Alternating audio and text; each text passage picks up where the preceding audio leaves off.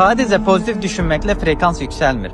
Bəzən elə bilirik ki, gülmək, gözəl düşünmək, afirmasiyalarla gün keçirmək frekansımızı qaldırır və hər şey düzələcək. Amma bu sadəcə işıqda qalmaz əhdidir və bastırdığın hər duyğu sənin sahəndə gizli-gizli titrəməyə davam edir.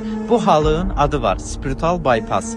Sadəcə işıqda qalmaq istəyirik, amma qaranlığımız titrəməyə davam edir. Yəni kölgəni görmək istəmirsən, qorxunu, qəzəbini, utancını bastırırsan, amma onlar səni idarə edir.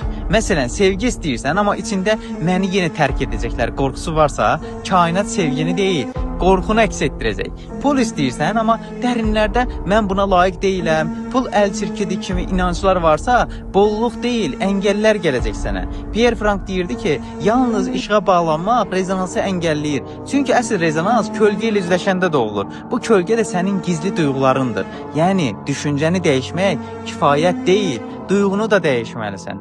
Həll yolu odur ki, öz kölgəndə üzləş. Qorxunu, qəzəbini, utancını yaz və onlarla vidalaş. Sonra yeni bir duyğunu şuurlu bir şəkildə seç. Güvən, minnətdarlıq və sevgi. Çünki reallıq dəyişmir, ta ki sən dəyişənə qədər.